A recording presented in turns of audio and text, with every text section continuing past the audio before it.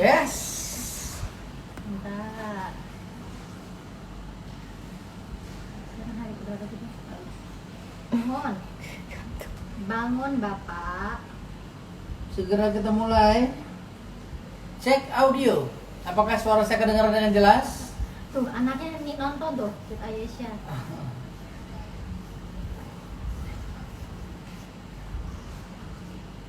Oke, kita menunggu.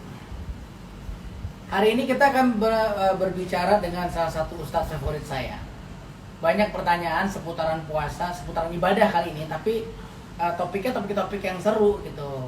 Pertanyaan misalnya bagaimana dengan bermesra-mesraan di bulan puasa misalnya. Batasannya apa? Mana yang boleh, mana yang enggak. Oke. Ya kan? Terus banyak lah pokoknya hal-hal sehari-hari gitu. Yang kalau ragu ya. Ya, daripada ragu-ragu. Udah nih. Yuk, Ya, langsung kita panggil Pak Ustadz nih. Apa gimana nih? Langsung kita panggil, kita buka ya. Tunggu. Belum join. Pak Ustadz langsung di-invite ya, Ustadz Ali. Bentar, aku ininya WhatsApp-nya. 5, Belum, 4, Beb. Belum 100 3. enggak? Apa? Sabar. Tuh, Tangso Bintaro. Ini seru nih. Dan hari ini akan jadi penutup untuk episode Iya. Ramadan. Oke, Nanti setelah kita bulan buka puasa, dong. setelah bulan puasa baru kita akan pikirkan untuk bikin lagi atau enggak. Kalau menurut teman-teman acara ini bermanfaat, bolehlah dikasih apa namanya apa namanya ya? Komen.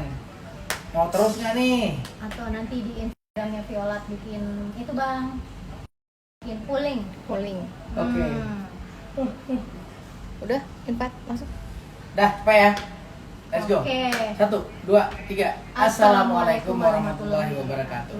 Selamat sore. Hari ini hari puasa ke-27.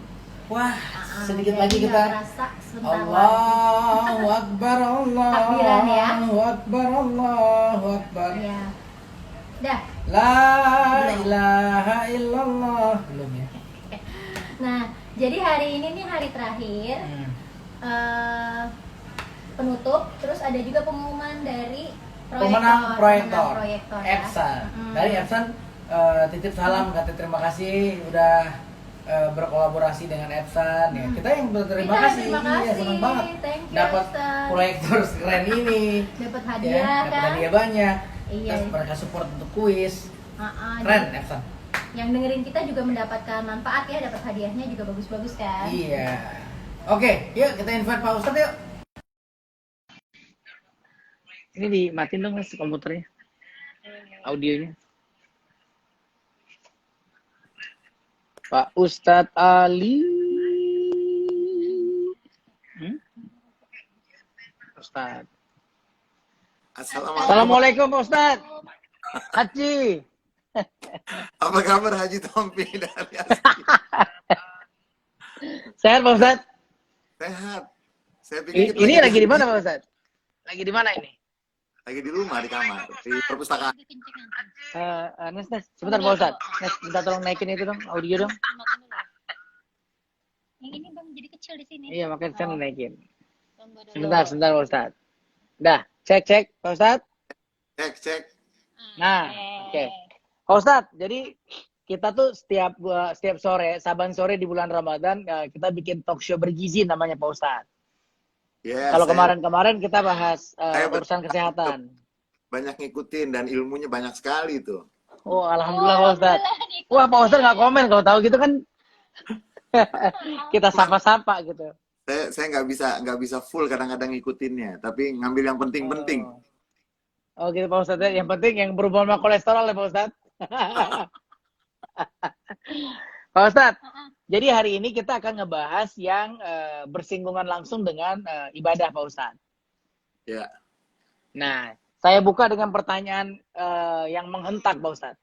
Apa tuh? Nah, Bagaimana Pak Ustadz hukumnya ya pasangan suami istri malamnya habis beribadah nih, malam Jumat Pak Ustadz, bulan puasa. Nah, bangun sahurnya telat. Sehingga belum sempat mandi junub. ya. Nah, itu sah atau tidak puasanya? Jadi keburu sahur, bangun udah kaget sahur, pas udah mau selesai sahur udah keburu imsak. Belum sempat mandi nih Pak Ustadz. Bagaimana aturannya Pak Ustadz? Bismillahirrahmanirrahim. Assalamualaikum warahmatullahi wabarakatuh. Haji Tom Waalaikumsalam. dan Hajah Arti. Mudah-mudahan semua keluarga dan semua teman-teman yang mengikuti sehat walafiat di hari yang Amin, amin. Dan ini katanya episode terakhir, mudah-mudahan bukan paling akhir, tapi Bukan. bisa terus berkembang. Dan saya tahu betul, saya dapat laporan dari teman-teman keluarga yang ngikutin, katanya acaranya sangat bermanfaat. Kalau bisa tuh jangan dilewati katanya. Cuman sayangnya saya bisa beberapa bagian saja. Yang tadi ditanyakan itu tidak ada masalah kalau seorang sebelum masuk waktu berpuasa dia dalam keadaan tadi misalnya seperti yang ditanyakan, ataupun di tengah berpuasa dia tidur misalnya terus mimpi, itu nggak ada masalah. Nah kalau yang tadi ditanyakan, silahkan nanti mandi ketika mau sholat. Oke. Puasanya nggak ada masalah. Karena syarat sah puasa itu bukan berarti harus sudah mandi wajib, tidak. Karena yang ditanyakan tadi itu malam dia berhubungan kemudian sahurnya terlambat atau keburu masuk waktu subuh, belum sempat mandi, Junub, bangunnya misalnya setengah 6 atau jam 6, puasanya nggak ada masalah. Yang penting niat puasa itu nanti para ulama mengatakan ada yang dari awal bulan pertama itu sudah niat, ya Allah saya niat puasa sepanjang bulan Ramadan tahun ini. Kemudian nanti setiap malam sering diulang oleh para ulama selesai taraweh, itu juga nggak ada masalah. Jadi yang ditanyakan itu tidak ada masalah dan tidak mengganggu puasa. Oh, alhamdulillah ya. Itu padahal nggak ada hubungannya Pak Ustadz. Pak Ustadz, terus pertanyaan kedua Pak Ustadz. Ini sebelum kita menampung pertanyaan dari netizen yang budiman Pak Ustadz. Pertanyaan kedua, bagaimana hukumnya masih seputar mandi junub Pak Ustadz? Ini sesuatu yang mungkin sering kita hadapin, tapi iya, misalnya sering ketemu, tapi suka nggak yakin benar atau enggak nih hukumnya. Misalnya gini Pak Ustadz, seseorang yang pada saat dia akan mandi junub, air mati Pak Ustadz, PLN mati, sehingga kita nggak bisa keluarin air di keran. Kan nggak mungkin mandi pakai air aqua Pak Ustadz, ya kan? Sehingga dalam keadaan darurat nggak bisa keluar air, mati listrik. Nah tapi udah masuk waktu sholat. Nah katakanlah pada kasus yang seperti tadi lah, udah masuk waktu subuh nih. Nah itu gimana Pak Ustadz? Apakah boleh junub ini digantikan dengan misalnya seperti kita nggak bisa berwudu gitu, dengan tayamum? Tayamum ya. Kalau masih ada waktu, maka masih ada waktu nih. Zuhur waktunya masih panjang, atau subuhnya masih ada waktu, maka tidak usah pindah lagi, cuman tunggu aja mendapatkan air. Nah, boleh bertayamum itu kalau tidak ada air dan dicari kemungkinan tuh sulit untuk mendapatkan air. Tapi kalau masih ada air, maka tidak boleh pindah. Masih tetap pakai air.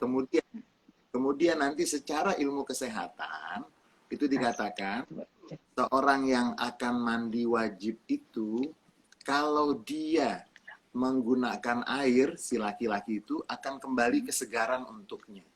Jadi kalau masih bisa mendapatkan air, memang harus menggunakan air. Ustadz, waktunya sudah mepet, gitu kan? Waktunya sudah mepet dan sudah mau habis waktunya. Kalau masih waktu yang ada zuhur dan asar bisa dijamak, kemudian maghrib dan isya bisa dijamak, nanti boleh memilih untuk menjamaknya. Oh, boleh jamak juga. Tapi kan nggak boleh keseringan. Itu mah nyari perkara Pak Ustadz ya. Jadi boleh kalau kondisi seperti itu kan nggak selalu.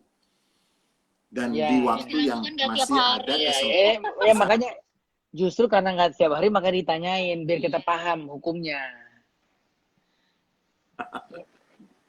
Jadi nggak pindah ke selain air sampai terbukti memang tidak ada air.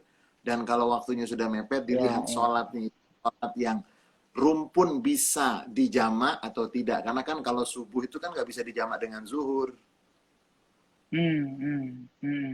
Nah, jadi nanti Betul. dilaksanakan kodok. Begitu mendapatkan air, dikodok saja. Oh gitu. Baik, jelas ya. Jelas ya, Beb. Alhamdulillah Pak Ustadz. Pak Ustadz, ini ada pertanyaan. Nah, ini udah mulai nih. Ini saya perhatiin Ibu Wahyuni Orto ini selalu ikut loh Saban Dokter Sore. gigi dia. Ortodonti ya. Beliau selalu ikut loh. Iya. Oke, Mbak pertanyaannya Wahyuni. bagus lagi. Pak Ustadz, mohon pencerahan untuk aturan pembayaran fidyah bagi orang tua dengan penyakit kronis. Seberapa besar, kapan dibayarkan, dan kepada siapa boleh dibayarkan? Terima kasih Pak Ustadz. Baik, pertanyaannya bagus sekali terkait dengan fidyah. Islam itu kan agama yang selalu memberikan solusi dan alternatif itu selalu ada. Ketika tidak bisa berpuasa, seperti yang ditanyakan tadi itu, dia bisa membayar fidyah. Membayar fidyah itu sebetulnya fidyah itu kalau diuangkan sekarang itu sekitar 30.000. 30.000. Karena itu sekali makan. Sekali makan, itu dibayar kapan? Ketika bulan ini orang yang ditanyakan tersebut itu memang tidak bisa berpuasa, maka dibayarnya langsung. Hari juga. Kemana diserahkannya? Sekarang kita itu di hampir setiap masjid-masjid itu melayani untuk membantu menyalurkan pembayaran fidyah tersebut. Jadi nggak usah kita langsung, kita bisa nggak kalau ditransfer, kan banyak lembaga-lembaga di masjid sekitar kita biasanya, saya nggak tahu yang bertanya itu di wilayah mana, tapi setahu saya di hampir seluruh masjid, bahkan musola-musola, mereka menyiapkan untuk melayani, menyalurkan fidyah. Jadi bisa diamanatkan ke sana, bisa juga ke lembaga-lembaga tertentu, tetapi karena fidyah itu kan hari ini dia tidak berpuasa, atau 1 bulan full ini dia tidak berpuasa sama sekali. Dibayarkannya ya tahun ini. Ya. Oke, jelas. Harus tahun ini juga. Pak Ustadz, pertanyaan berikutnya Tidak tentang zakat fit. Tidak harus tahun ini, artinya jika dia mampu. Langsung. Karena kan nanti, maaf ya, kita kadang-kadang kalau ada orang yang sudah meninggal dunia, nanti kan dihitung warisannya, kemudian nanti dipotong fidyah. Barangkali semasa hidupnya pernah meninggalkan, atau semasa hidupnya ada yang belum sempat dia bayar, ada yang kurang dari puasanya, sehingga dibayarkan fidyahnya setelah meninggal dunia. Kan kita sering melihat, mendengar bahwa begitu seorang meninggal dunia, keluarga itu menyiapkan beras sebanyak tertentu gitu, perkiraan. Jangan-jangan ketika sebelum meninggal sakit, ada puasa bulan Ramadan yang belum dilaksanakan, ataupun Ramadan sebelumnya. Siap. Pak Ustadz, ini berikutnya tentang zakat nih, zakat harta ya, zakat harta Pak Ustadz. Kan kita ada kewajiban untuk membayar zakat harta. Namun tentunya kan ada perhitungannya Pak Ustadz. Bila sudah mencapai apa istilahnya? 1 tahun. Bukan. Nisab. Mencapai. Ya, sudah mencapai nisabnya. Nah, pertanyaan saya gini Pak Ustadz. Kan sekarang tuh banyak pengusaha, misal saya Pak Ustadz. Saya punya utang di bank sekian rupiah. Gitu. Utangnya lebih besar daripada uang yang saya simpan tahun ini, misalnya gitu Pak Ustadz. Ya. Jadi, ini contoh Pak Ustadz. Misal ya, saya punya utang di bank 10 miliar. Misal.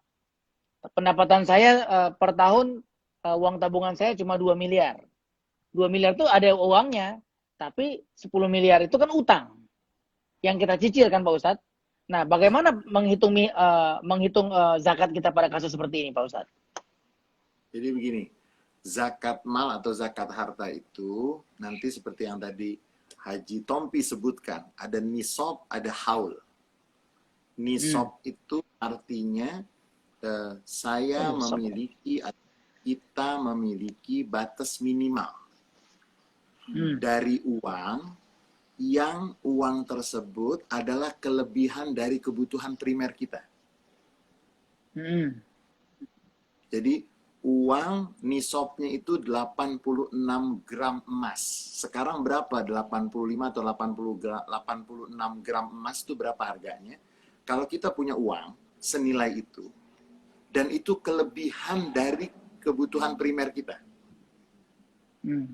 Ini nisab namanya, batas minimal. Kalau uang ini tidak terpakai sampai 1 tahun, baru harus dikeluarkan. Kalau ternyata di perjalanan menuju 1 tahun dinamakan haul. Nah, ketika menuju 1 tahun, tiba-tiba di tengah saya pakai misalnya. Berkuranglah nilainya, tidak jadi wajib zakat. Nah, ini dasar tentang zakat mal. Nah, kalau yang tadi ditanya hutang itu kan nanti ada hutang untuk bisnis, ada hutang untuk kebutuhan. Nah, kalau orang yang hutang untuk kebutuhan hidupnya, maka dia itu nggak bayar zakat lagi, dia bisa dapat zakat. Karena dia untuk hidup dia harus ngutang untuk kehidupan primernya. Nah, kalau hutang yang hitungannya itu adalah bisnis yang ada hasilnya dan seterusnya, berarti nanti Haji Tompi itu menghitung kelebihan yang dimiliki oleh Haji Tompi itu selama 1 tahun dari kebutuhan primer itu berapa. Itu yang dizakatkan Pak Ustadz ya. Jadi total utang bisnisnya nggak bisa dihitung ya? Karena itu kan untuk bisnis. Jadi Mas Tompi punya uang berapa? Itu kalau kurang dari 86 gram emas dan sudah berputar 1 tahun, kalau kurang dari 86 gram emas, kurang dari nilai itu, maka tidak wajib zakat. Tapi kalau lebih, baru wajib zakat dan setelah berputar 1 tahun.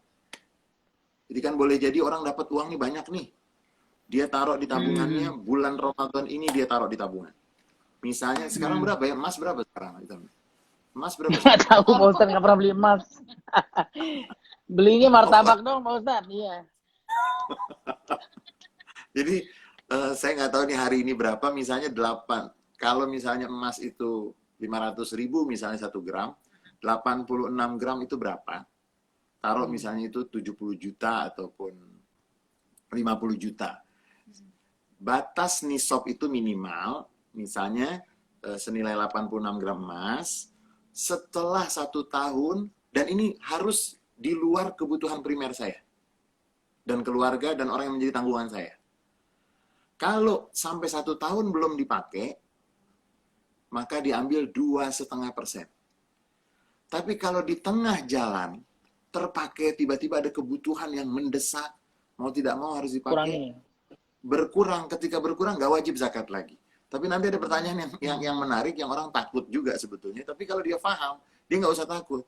Ustadz, misalnya uang saya tuh ngepres, pas nisab. Pas nisab. Pas banget sama nisab. Kemudian kan saya keluarkan. Begitu saya keluarkan zakatnya 2,5%, kan berkurang dari nisab. Berarti tahun depan saya bayar zakat lagi nggak? Enggak.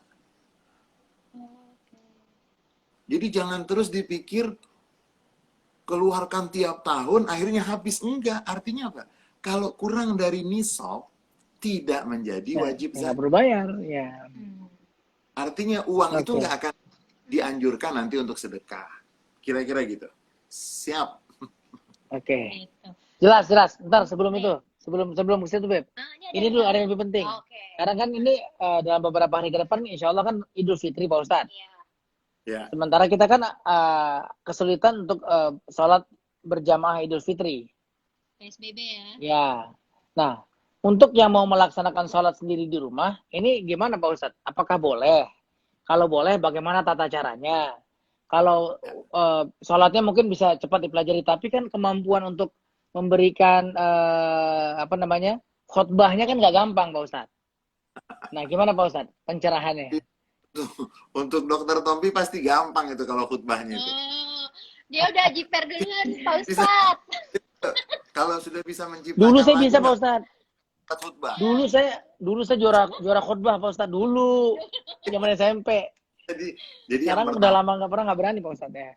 Iya, kalau sudah bisa bikin lagu, masa nggak bisa bikin khutbah? Kan nggak mungkin. Ayo loh. Beda Pak Ustadz. Pakai bahasa Inggris lagi kali buat anak-anak loh. Gimana Pak Ustadz? Jadi, yang pertama itu kita kadang-kadang sebagai umat beragama, terutama yang Muslim, kadang-kadang suka maksa yang Tuhan tidak memaksa. Nah ini berat nih, Ya. kalimatnya dalam banget nih. Ini kalimatnya dalam nih. Gimana maksudnya Pak Ustadz? Memaksa yang padahal Tuhan tuh nggak pernah memaksa gitu. Jadi kalau bahasanya Pak Kures itu selalu beliau mengatakan bahwa ada emosi agama yang mendahului apa yang Tuhan perintahkan. Jadi semangatnya mengalahkan semangat Tuhan, kira-kira kayak begitulah. Iya. Jadi sholat Idul Fitri itu sunnah. Dan saya masih ingat sekali Buya Hamka itu sering menegur. Jadi kalau orang yang sibuk hanya sholat Idul Fitri atau sholat Hari Raya, padahal sholat-sholat yang fardunya nggak pernah diperhatikan sama dia. Itu kan kurang apa? Dia tidak memiliki tangga prioritas. Nah, tetapi kembali kepada yang ditanyakan, Ustaz, sekarang nih, Idul Fitri itu kita bagaimana? Saya mau mengingatkan, kalau tidak ada sholat di masjid-masjid di Indonesia itu jangan kaget. Jangan bingung, jangan baper.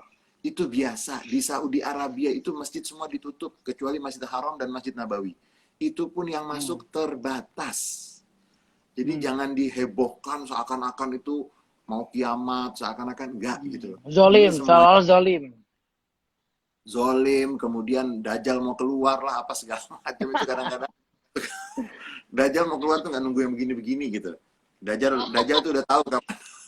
Jadi Kapan keluar ya?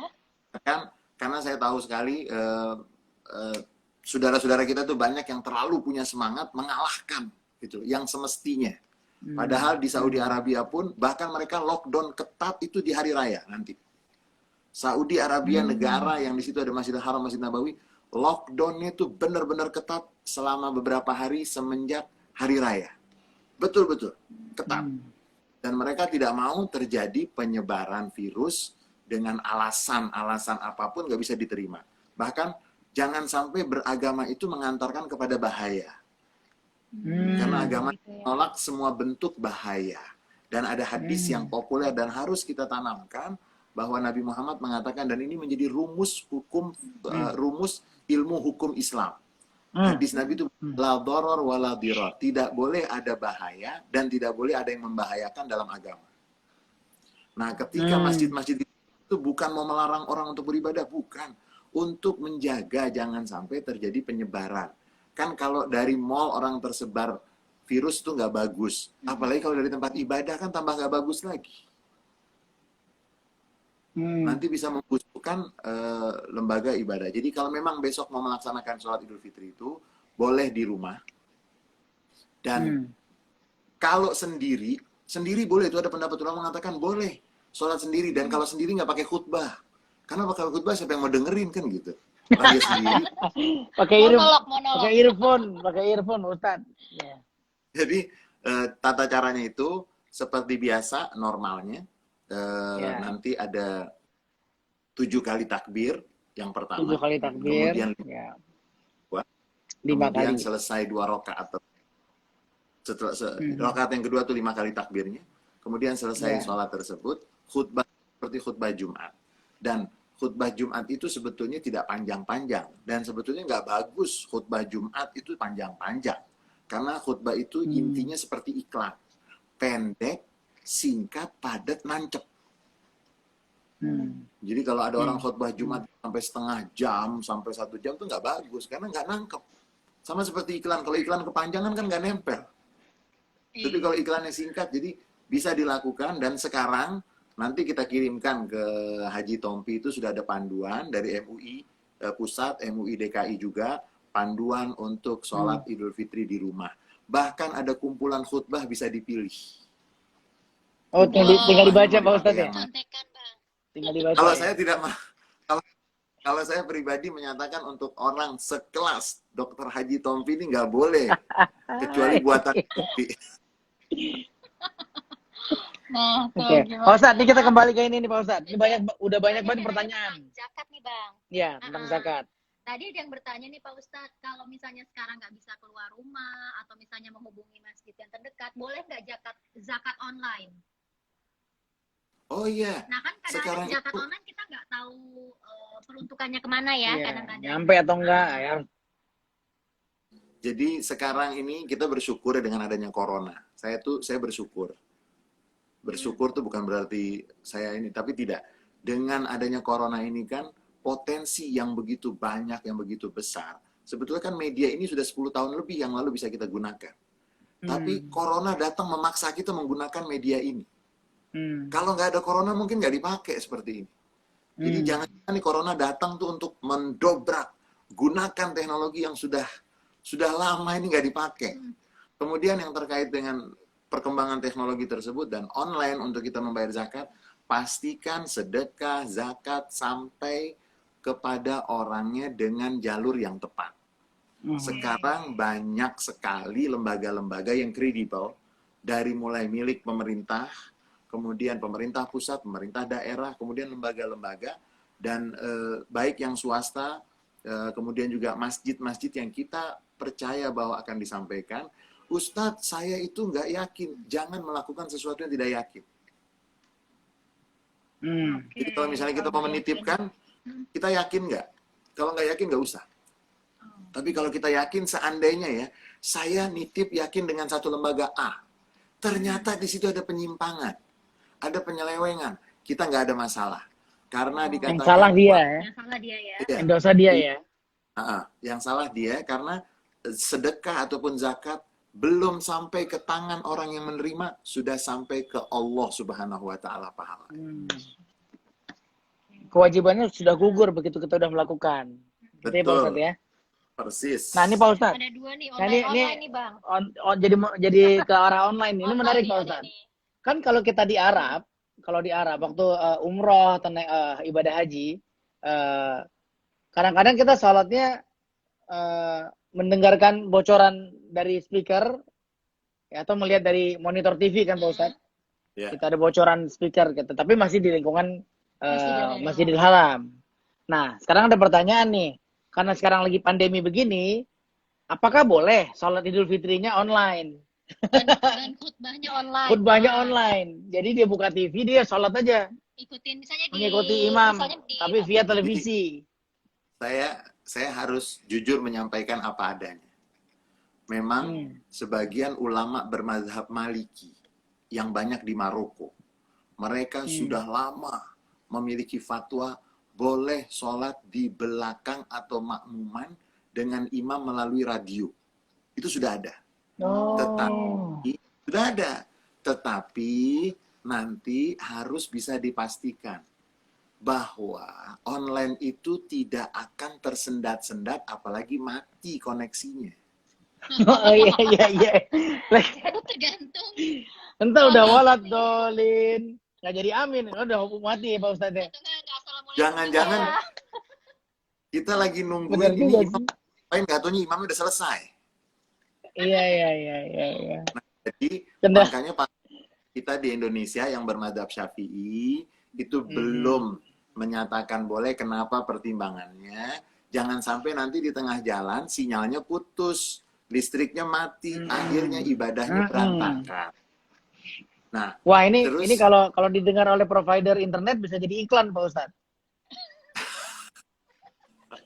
iya, dan itu nanti kitab yang ditulis oleh seorang ulama dari Maroko itu ditulis kurang lebih 50 tahun yang lalu.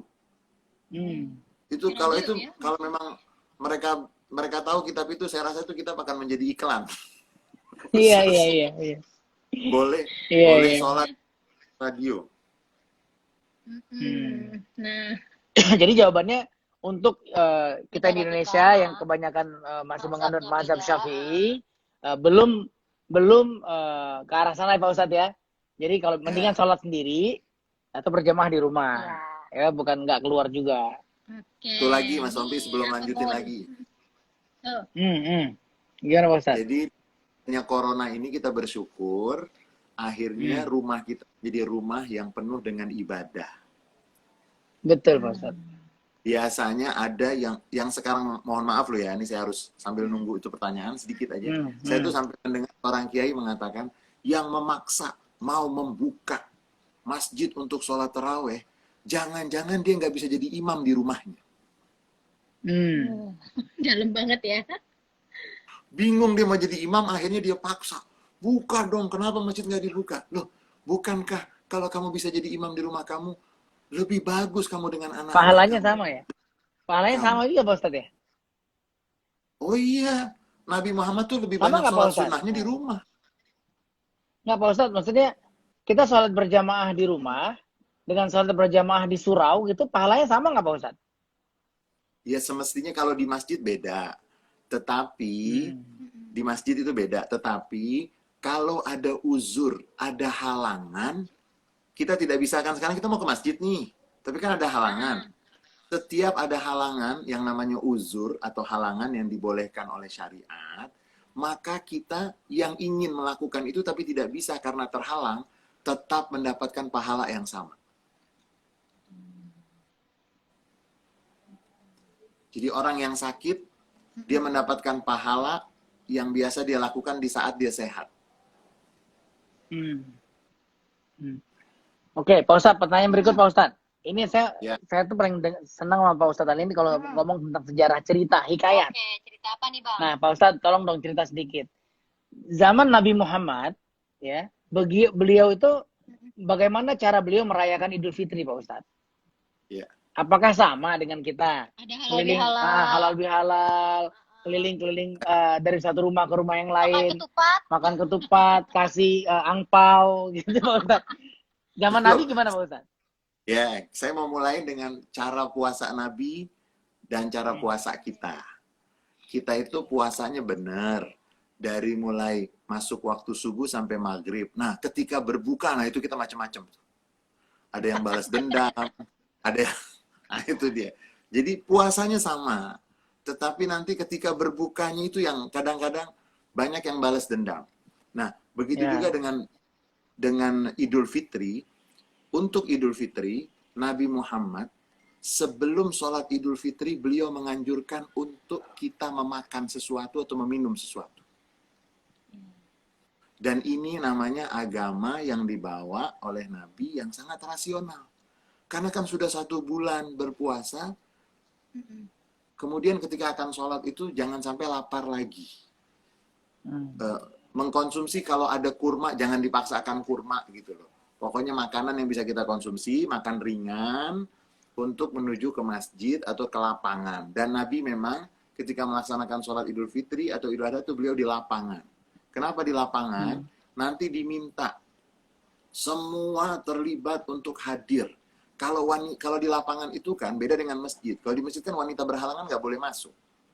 Tapi ketika di lapangan itu mereka bisa ikut. Dan kalau nggak bisa sholat bisa mendengarkan khutbahnya.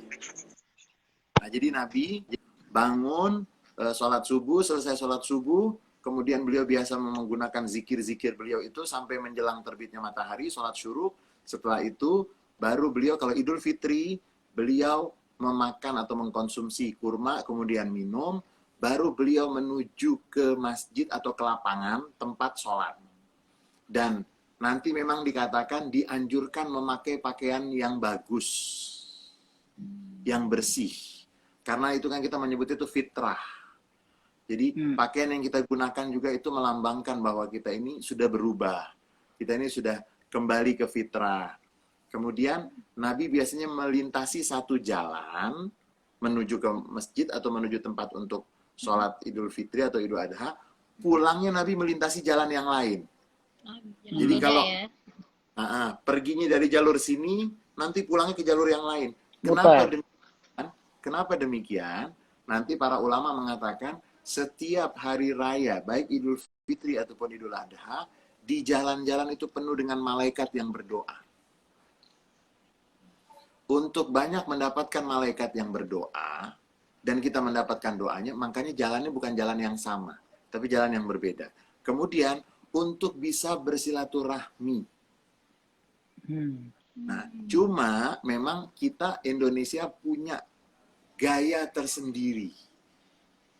Karena masyarakat kita tuh masyarakat yang guyup, senang ngumpul, bahkan kita kan punya filsafat. Sebagian dari masyarakat kita tuh punya filsafat, makan nggak makan, yang penting ngumpul.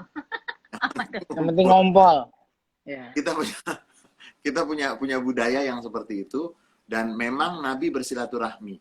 tetapi tidak seperti kita sekarang yang memiliki model-model yang disebut dengan halal bihalal, kemudian kue yang harus ada, makanan yang menandakan ini adalah Lebaran. Semua itu bagus karena ingin menandakan Ramadan itu sudah kita lewati dengan baik dan persaudaraan bisa hangat di antara kita dan tidak ada satupun kewajiban untuk memiliki makanan-makanan yang enak. Karena nanti ada seorang sahabat Nabi bernama Ali bin Abi Thalib yang juga merupakan menantu beliau, ketika sudah menjadi pimpinan atau khalifah pada masa itu beliau dikunjungi oleh banyak mereka yang ingin mengucapkan selamat hari raya. Itu ternyata Ali bin Abi Thalib di rumahnya itu nggak punya apa-apa. Di rumahnya hanya ada roti yang keras. Sampai tamu-tamu yang datang itu mereka adalah tokoh-tokoh, mereka bertanya, "Wahai Ali bin Abi Thalib, ata'kulu khubzan khashinan?" Apakah kamu makan roti yang keras? Padahal hari ini adalah hari raya. Apa nggak ada roti yang bagus? Nggak ada. Dan beliau sebagai, kalau bahasa kita sekarang mungkin presiden ataupun raja. Beliau mengatakan, hari ini saya berhari raya. Besok saya berhari raya. Lusa saya berhari raya. Hari raya adalah hari yang bersih dari segala bentuk maksiat. Baru itu namanya hari raya. Bukan ditandai hanya dengan pakaian saja ataupun makanan saja. Namun bukan berarti kita menyerang yang menyiapkan makanan banyak, itu nggak ada masalah. Tapi jangan berlebihan. Apalagi sudah mengikuti pengajian gizi Ramadan. Yang diampul langsung. Kemudian, Betul. Iya. kalau Idul Fitri itu zakat fitrah harus sudah diserahkan atau sudah didistribusikan sebelum dimulainya sholat Idul Fitri. Jadi tidak boleh, karena kalau sudah sholat Idul Fitri, zakat fitrahnya tidak menjadi zakat fitrah, tapi menjadi sedekah. Itu kalau di Idul Fitri. Kalau di Idul Adha, sholatnya dipercepat dan lebih pagi. Kenapa? Karena akan menyembelih. Kambing ya. Gitu bedanya ya. Ini hilang Bang suaranya. Enggak. Halo? Halo? Oh Ada iya, Pak Ustaz? Oke, ada. Gitu Bang. Ini Ibu Lucia Wahyu juga lumayan sering nanya nih Bang. Iya. Banyak pertanyaannya ya dari Mbak Lucia ya. Nah, ada yang bisa ini bacakan, tadi dia banyak tentang ini nih, zakat. Iya tadi tentang zakat online Pak Ustadz. Kan nggak ada ijab kabulnya Pak Ustadz. Itu nggak apa-apa. Jadi begini, karena kita sekarang di dalam Islam itu selalu menjadi solusi dan memberikan solusi. Dan ajaran Islam itu tidak kaku. Saya mau kasih contoh saja. Dahulu itu orang yang tawaf di Mekah itu kalau pernah pergi haji beberapa tahun yang lalu, itu Hajar al-Aswad itu ditandai dengan apa kalau kita sudah sampai di Hajar al-Aswad? Ditandai dengan warna coklat. Jadi semua orang itu begitu dia mau memulai tawafnya atau menyatakan sudah sampai di Hajar al-Aswad itu, dia melihat ke bawah. Sekarang tidak. Sekarang dikasih tanda dengan lampu hijau. Iya. Nah, itu kan artinya berkembang. Nah, kalau zakat online itu, biasanya semua yang memberikan jasa zakat online itu, mereka memberitahu ijab kabulnya seperti apa. Jadi ada formatnya yang mewakili offline. Kalau offline itu kan ketemu langsung. Tapi kalau ini nanti sama seperti ketika kita mengisi sesuatu yang digital, itu kan ada pernyataan. Ada pernyataan bahwa kita menganggap bahwa ini sudah sesuai dengan aturan. Jadi tidak usah kita merasa ragu kalau lembaga yang akan kita titipkan itu kredibel dan kita yakin itu akan disampaikan kepada yang berhak. Berhak ya. Gitu. Jadi jangan ragu kalau misalnya tempat zakat online-nya itu jelas ya. Ya tinggal dipilih lah. Tinggal dipilih yang kredibilitasnya baik. Oke. Ada lagi Bang yang mau ditanyakan Sebentar. lagi? Tadi banyak pertanyaan padahal. Tadi ke tutup ya. Oke. Ini udah mau habis baterai atau gimana nih? Mau habis baterai. Mm-mm. Udah nih habis. Ini hilang suaranya, Bang. Halo? Kedengeran nggak? Les, habis baterai. Pak Ustadz? Saya Ini. dengar sekali. Oh, oke. Oh, oke. Dikira ini Sebentar, hilang suaranya. saya ganti suara dulu Pak Ustadz. Dengar, Ah, dengar. udah habis baterai soalnya Pak Ustadz bentar nih. Sebentar.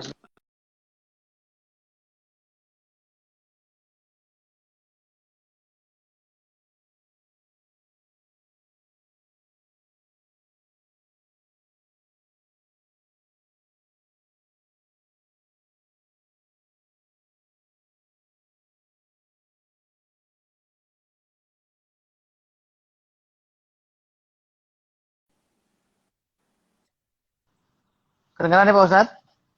Kedengeran, kedengeran. Ada pertanyaan lagi dari teman-teman kita? Kedengeran. Pak Ustadz, ada nggak suatu sejarah hikayat Pak Ustadz yang menarik seputaran bulan puasa atau seputaran hari raya Pak Ustadz? Banyak. Ada betul. kisah-kisah yang menarik. Contoh Pak Ustadz. Kalau Ramadan itu Kamu sebenarnya diceritain Pak Ustadz. jadi kalau bulan Ramadan itu cerita yang paling populer dan almarhum Gus Dur itu sering mengingatkan dengan cerita itu seorang yang tiba-tiba di siang hari Ramadan itu datang kepada Nabi dengan ketakutan, bingung gitu dan mengatakan keceplosan gitu. Ya Rasulullah halaktu. Wahai Rasulullah, hancur aku. Ma'ahlaka, kata Nabi. Apa yang menghancurkan kamu? Di siang hari Ramadan ini dalam keadaan berpuasa, tadi saya berhubungan dengan pasangan saya. Waduh. Ini gimana wahai Rasulullah, hancur saya. Rasulullah itu tenang. Jadi kalau jadi dokter kan harus tenang. Kalau dokter tuh nggak tenang kan repot juga gitu. Iya, Jadi iya. kalau dokternya panik kan nanti pasiennya lebih gila lagi nanti. Stres pasiennya. Nabi Muhammad bilang, oh kalau begitu kamu harus membayar kafaroh. Harus membayar tebusan. Apa yang harus saya lakukan wahai Rasulullah? Kamu harus memerdekakan seorang budak. Waduh, kata orang itu, saya nggak mampu. Jujur, ini bedanya orang dulu tuh jujur gitu. Saya nggak mampu. Kemudian Islam tuh selalu memberikan yang saya sebut Islam tuh selalu dinamis. Selagi tidak keluar dari koridor tuh selalu ada solusi. Baik kata Nabi, kalau begitu kamu harus berpuasa 2 bulan berturut-turut. Waduh, kata dia, 1 hari. Apalagi, dan kalau 2 bulan berturut-turut itu harus berturut-turut. Kalau batal 1 hari, ulang lagi. Wahai Rasulullah, baru 1 hari aja udah berantakan, apalagi 2 bulan, kira-kira begitulah. Iya. Ada lagi solusi, tetap masih ada solusi. Kemudian Rasulullah bilang kalau kamu nggak mampu itu, kamu harus memberikan makan 60 fakir miskin. Waduh, saya nggak mampu wahai Rasulullah. Bayangkan, 3 alternatif, dia tidak mampu. Nabi tidak mencacinya, Nabi tidak memakinya, Nabi tidak meremehkannya, tidak merendahkannya sama sekali. Kemudian Nabi itu, oh kamu nggak mampu juga ya? Nggak lama datang tamu yang mau ikut pengajian Rasulullah kira-kira, terus dia bawa sekantong atau sebakul kurma. Wahai Rasulullah, ini sebakul kurma sedekah dari saya. Orang yang tadi masih ada di samping Nabi. Nabi Muhammad bilang, sini, kamu bawa ini kurma ini, kamu bagikan ke fakir miskin yang ada di kota Madinah. Niatkan untuk menjadi tebusan terhadap kesalahanmu itu. Apa jawab si orang ini? Demi Allah, dari ujung Madinah sampai ujung Madinah, dari semua gang-gang yang sempit yang ada di Madinah dan lorong-lorong yang ada di Madinah, tidak ada di kota Madinah ini keluarga yang lebih miskin dari kami. Waduh. Kalau kita kan udah miskin, maksiat lagi gitu kan. Iya. Rasulullah, Sombong tuh. Itu namanya orang miskin yang sombong. Rasulullah bilang apa? Dikatakan tuh Rasulullah sampai tertawa, hampir seluruh gigi beliau tuh terlihat karena beliau tertawa. Dan kalau begitu, ambillah ini, bagikan untuk keluargamu. Kalau almarhum Gus Dur, cerita ini selalu memulai dengan ada teka-teki. Seorang yang melakukan pelanggaran bukan dapat sanksi, malah dapat hadiah. Kan dia melakukan pelanggaran. Iya, malah dia dapat Pulangnya malah dapat tadi hadiah. ya. Tidak dapat sanksi, malah mendapatkan hadiah. Itu yang terkait dengan Ramadan. Nanti kalau terkait dengan Lebaran ataupun Idul Fitri ataupun Idul Adha, nanti ada riwayat Nabi Muhammad SAW selesai sholat Idul Fitri, beliau berangkat melalui satu jalur, pulangnya melalui jalan yang lain. Nah, itu ketika beliau akan pulang, beliau melihat ada anak kecil yang tidak pakai pakaian baru. Tidak kelihatan di tangannya ada, kalau zaman dahulu mungkin ada gula-gula, ada makanan, ada apa gitu. Tanda hari raya. Kemudian Nabi Muhammad tanya, "Hei anak," dipeluk sama Nabi, ditanya, "Mana baju barumu? Kok nggak pakai baju baru, kenapa?" Kemudian, "Mana makanan? Kamu nggak pegang gula-gula, nggak pegang permen," kalau bahasa kita mungkin. "Kok nggak kelihatan ada?" Anak itu polos. "Ayah saya sudah meninggal dunia." "Ayah kamu tuh siapa?" Katanya, "Ayah saya waktu itu ikut perang melawan Muhammad." Meninggal. Nabi Muhammad memeluknya. Kemudian Nabi Muhammad bilang, "Aku akan bawa kamu ke rumahku. Hasan dan Hussein akan menjadi saudara." Jadi hari raya tersebut Nabi mengangkat orang, mengangkat yang bukan keluarga menjadi keluarga, dan akhirnya itu menjadi bagian dari keluarga yang bersama Nabi Muhammad SAW. Jadi itu salah satu dari sekian banyak kisah yang terkait dengan Ramadan, terkait dengan Lebaran. Dan ada juga nanti dikatakan ada seorang ulama itu berjalan di Baghdad. Kemudian dia melihat orang-orang yang berpoya-poya setelah Lebaran, di saat Lebaran. Kemudian ulama itu tanya, "Hei, kenapa kamu berpoya-poya? Kita Lebaran. Memangnya puasa kamu sudah diterima?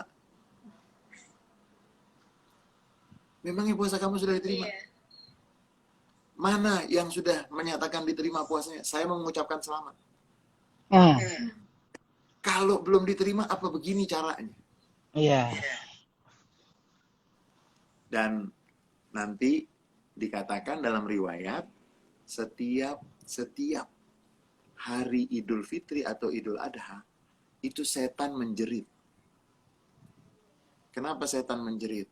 Karena mereka tahu begitu datang terbitnya matahari Idul Adha atau Idul Fitri, Allah menyatakan, "Hei para malaikatku, saksikan mereka yang datang ke masjid ini setelah mereka berpuasa 1 bulan penuh.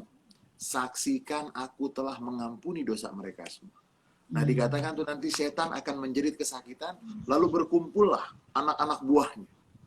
Ketika anak buahnya berkumpul, mereka bertanya, "Wahai pimpinan kami, kenapa engkau menjerit kesakitan?" Setan mengatakan, "Hari ini semua usaha kita menjadi hancur karena Allah telah mengampuni mereka semua. Lalu apa yang harus kami lakukan?" Kata pimpinan setan itu, "Aku minta kamu semua buat mereka yang selesai sholat Idul Fitri ini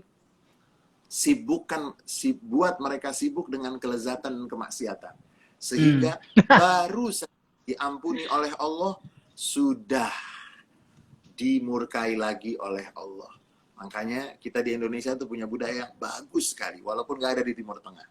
Made in Indonesia, namanya halal bihalal. Cuman saya nggak tahu sudah dihak patenin atau belum. Karena nanti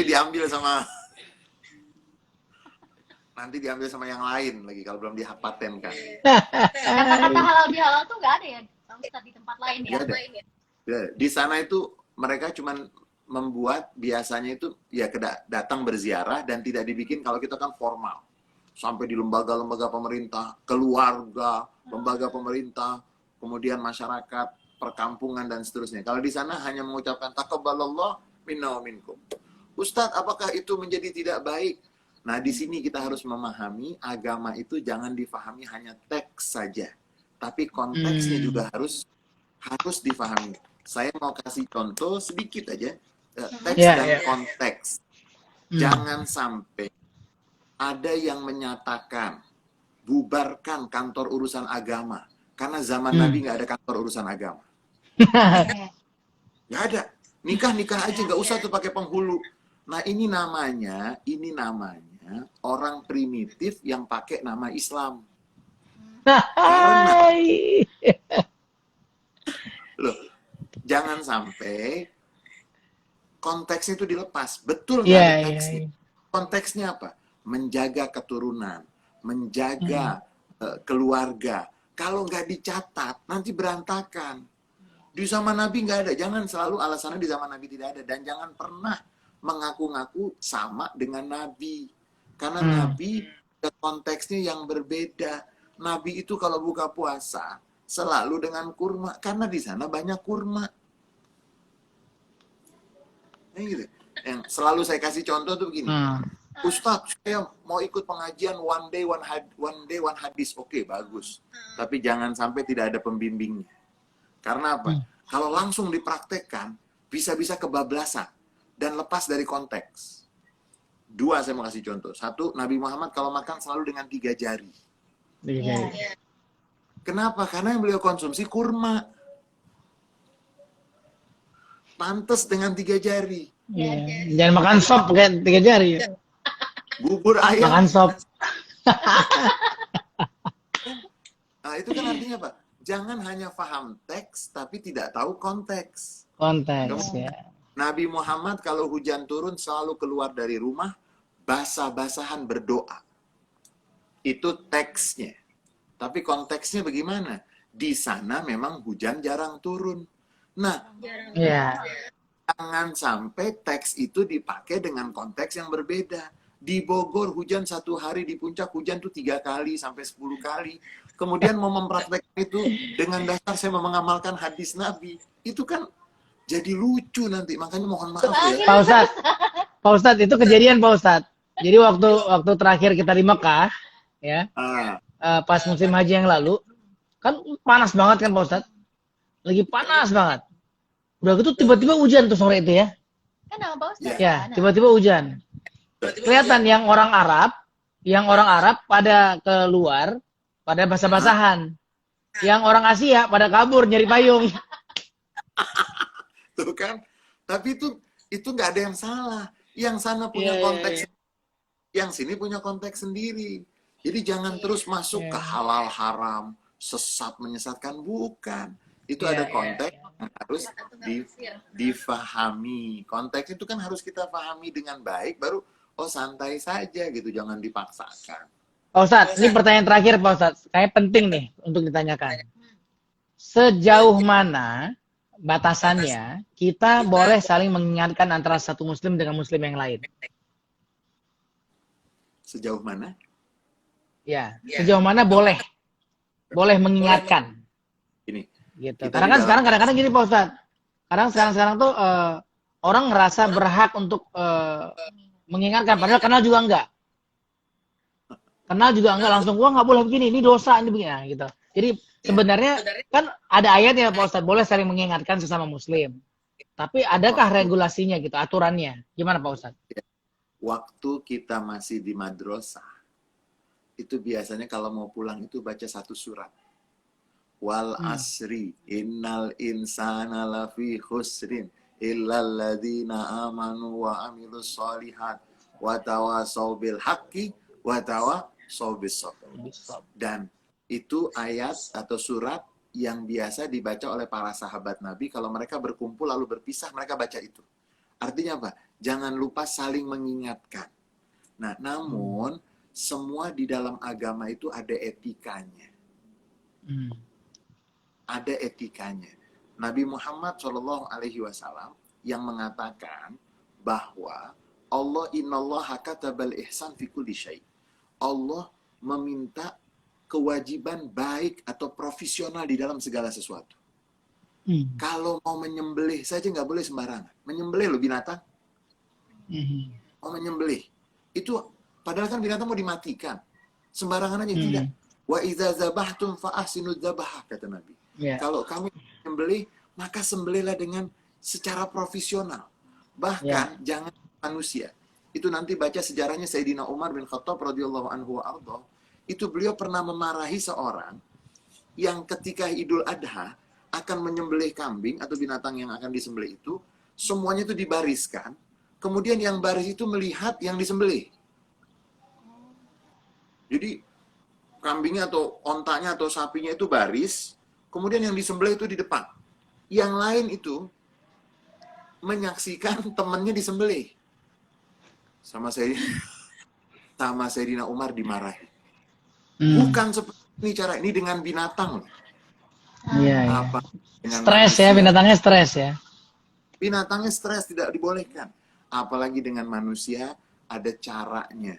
Jangan kamu mengeluarkan kata-kata, walaupun niatnya baik. Tapi kalau nanti menjadi negatif, maka lebih baik kamu diam. Dan doa. Ini kadang-kadang, itu yang kalau bahasanya Pak Kures tadi kita sebutkan itu ada semangatnya mengalahkan semangat, atau mau melampaui semangat Tuhan. Gitu. Nabi Muhammad, orang yang salah, tadi itu contoh satu.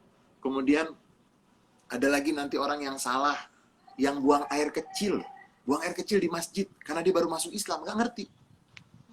Wah, sahabat yang lain sudah siap. Nabi Muhammad mengatakan, letakkan, jangan ganggu orang ini. Biar dia selesai buang hajatnya dulu.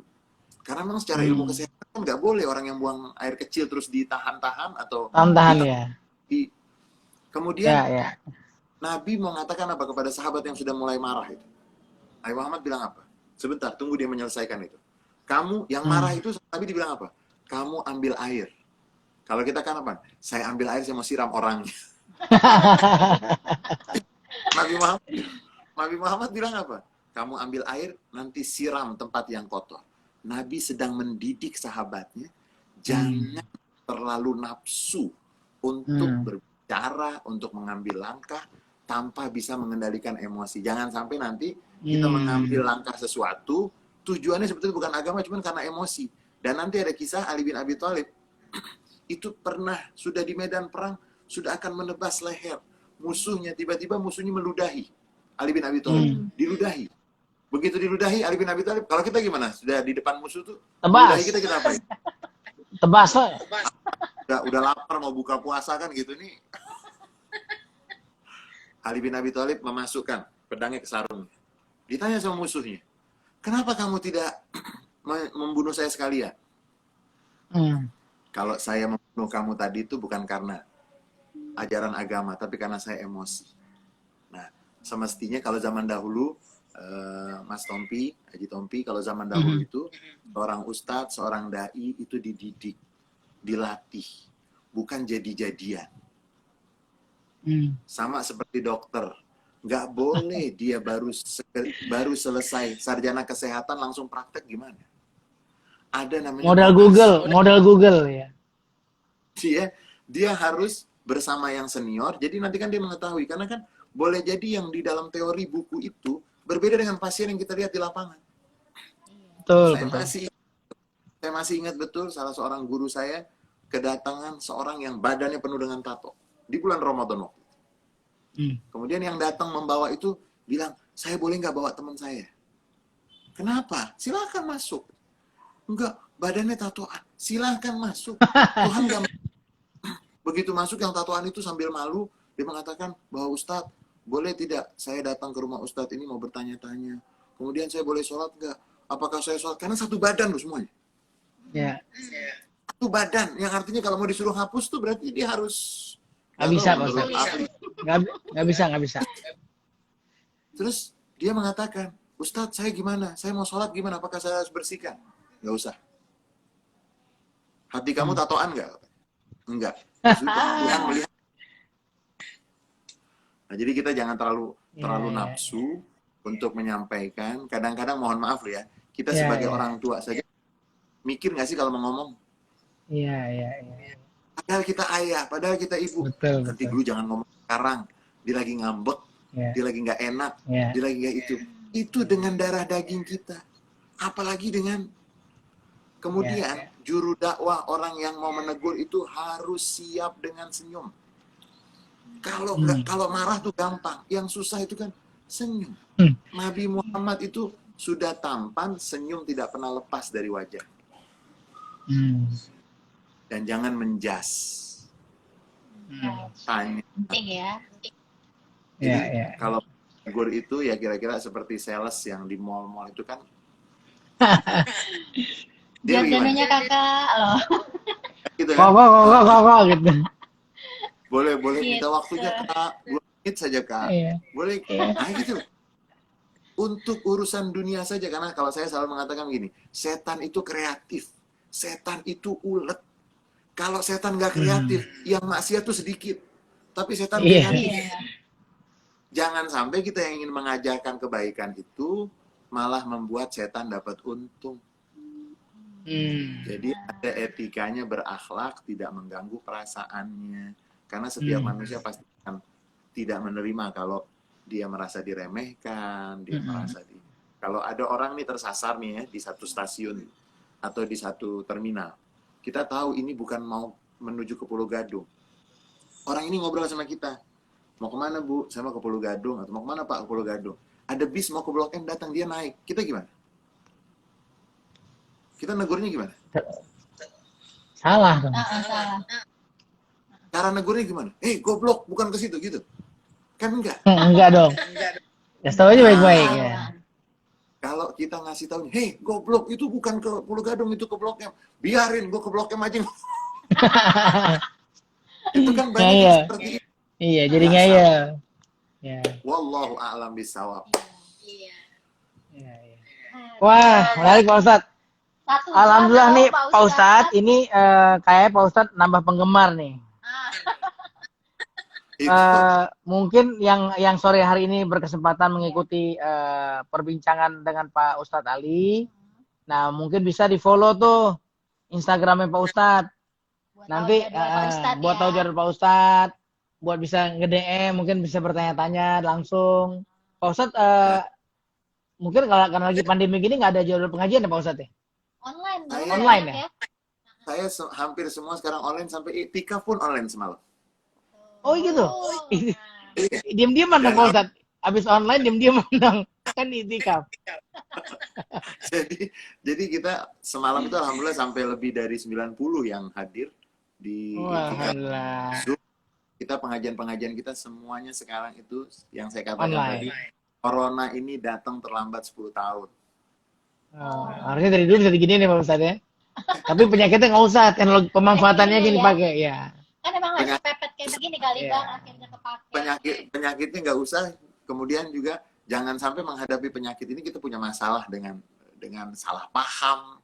Kemudian punya banyak masalah lagi di samping penyakit. Jadi kita bersyukur kepada Allah, dan saya senang sekali bisa silaturahmi dengan idola saya. Saya nggak tahu waktu itu kan Ramadan. Nah, kalau Ramadan sudah selesai ada lagunya nggak? Lagu Selamat Hari Raya Pak Ustadz. Jadi buat teman-teman yang sore ini ngikut, kebetulan mungkin saya cerita sedikit dulu. Saya ketemu Pak Ustadz Ali ini pertama sebenarnya di pengajian di tempat Pak Quraisy Shihab kita pernah ketemu sekali. Terus habis itu berlanjut ke saya ikut rombongan hajinya mama beliau ya. Nah, jadi nanti kalau keadaan udah enak, ntar bisa nih yang mau ikutan haji bareng atau umrah bareng Pak Ustadz ya. Iya. Tadi ada Kak Vita udah negur nih hai di sini. Oh, ada ya? Haji tahun depan lagi yuk katanya. Insya Allah kalau udah keadaan udah enak, udah aman, kita berangkat lagi Pak Ustadz. Dan saya tuh bersyukur di samping perjalanan dengan Haji Tompi dan Mbak Arti, kemudian pendapat Mas Tompi itu persis sekali dengan yang sekarang diambil di Mekah dan di Madinah. Jadi keras menghadapi COVID itu ternyata benar. Sampai Mekah itu kan sempat ditutup. Kemudian tawaf sampai sekarang tuh masih. Karena memang agama Islam dengan ilmu kedokteran tuh nggak bisa pisah. Ya. Kalau memang ada bahaya itu harus ditolak. Jauhi. Jangankan masjid dekat rumah kita, masjid di kampung kita. Masjid yang paling suci. Itu ditutup. Apalagi masjid yang mohon maaf gitu kan. Jadi saya senang sekali dan mudah-mudahan ini bagian kita menjadi kekayaan Indonesia. Ada Ya, seorang dokter yang budayawan juga, persis dengan Ibnu Sina. Pak Ustadz itu terlalu menyanjung. Insya Allah jadi keberkahan buat Istrinya, semua. Senang sekali. istri saya itu Satpol PP Gizi, Pak Ustadz. Satpol PP Gizi. Jadi kalau kelebihan makan langsung, wait, stop gitu. Oke, Beruntung ada Pak yang Ustadz, terima kasih banyak. Ya, Pak Ustadz sehat-sehat ya Pak Ustadz ya. Nanti insya Allah keadaan udah enak kita silaturahmi ketemuan Pak Ustadz. Insya Allah Ya. salam buat Mama, buat semuanya. Semua Pak Ustadz ya, Alhamdulillah. Izin mohon maaf Ya. lahir batin untuk Haji Sama-sama Pak Tommy, Ustadz, untuk maaf lahir batin. Nanti dan untuk semua yang Sama-sama. mengikuti, mohon maaf lahir dan batin. Mudah-mudahan semua sehat walafiat. Wassalamualaikum warahmatullahi wabarakatuh. Waalaikumsalam warahmatullahi wabarakatuh. Tuh, teman-teman semuanya. Bang, Ya. masih banyak pertanyaan, penasaran. Iya, semuanya. nanti yang masih ada pertanyaan belum terjawab, mungkin nanti. Nah, ini kan kita lagi mikirin nih. Nanti mau kita terusin nggak acara ini? Ya kan? Bisa aja nanti kita bikin lagi edisi berikutnya reguler sama Pak Ustadz. Ada Sebulan sekali. regulernya ya dengan Pak Ustadz. Jadi nggak hanya masalah kesehatan badan, tapi kesehatan jiwanya atau mental dan spiritualnya Spiritual. juga. Tapi ntar kita Oke. bikin per topik yang menarik ya. Ntar Pak Ustadz kita paksa menjadi Jadi teman-teman kita juga boleh ngasih anjuran boleh. topik. Misalnya ada yang pengen diketahui tentang pengen tahu tentang agama ini ya topik apa gitu. Ya itu menarik. Boleh. Oh, bagus ya. Kamu kayak udah cocok jadi moderator ya. Baru ikut suaminya berapa lama udah pinter. Jangan komen dah. Oke. Jadi ini adalah Ini hari terakhir. kok sedih ya? Kamu sedih? Ya sedih. Ya. Kemarin ngantuk. Sedih sponsornya padahal baru mulai pada masuk nih. Oke. Siapa aja BMW aja. Oke. So kita saya Tompi istri saya dan teman-teman dari Violat ada Nesa, Frederica, ada Agam, sempat dibantu juga sama Sandi. Sandi juga selalu bantu kita Iya, ya. iya. Itu kita mohon maaf kalau ada kurang-kurang, ada kesalahan-kesalahan. Mudah-mudahan kedepannya akan lebih baik. Dan jangan lupa pengumuman pemenang Epson akan segera diumumkan juga ya nanti melalui sosmednya kita. Dan sama-sama kita berdoa semoga ada kesempatan untuk mengulang lagi hal-hal baik begini ya ke depannya ya. Nah, untuk semua seri ini bisa kalian lihat di YouTube channelnya Violat karena masih kita save di situ dan sebagian mungkin masih ada di IGTV-nya saya. Oke? Gitu aja. Terima kasih juga buat sponsor yang Oh iya, Bang. buat Kita, semua sponsor kita yang udah nanti pernah akan terlibat disebut di, ya. Instagramnya Violat. Epson, IndiHome. Banyak Bang. Waduh, banyak banget. Yang ngasih Semua. jamu, Iya, ngasih obat makanan diabetes, semuanya. sol. Semuanya pokoknya ya. Kamu Dan- sebenarnya masih ada utang tuh Apa kemarin. Buat ngebahas ini ketupat sayur yang enak. Oh iya, ada ketupat sayur yang enak. Nanti saya akan posting di Instagram saya, ya. Lihat deh. Ini yang udah saya coba ada 3 sebenarnya. 3-3 juara. Tinggal pilih selera yang suka yang mana, tapi 3-3 juara. Ya sekalian bantu dagangan teman. Tapi memang beneran enak. Yang nggak enak nggak mungkin saya post. Iya, Oke? betul ya. Oke. Baiklah, sampai jumpa semuanya. Assalamualaikum warahmatullahi wabarakatuh.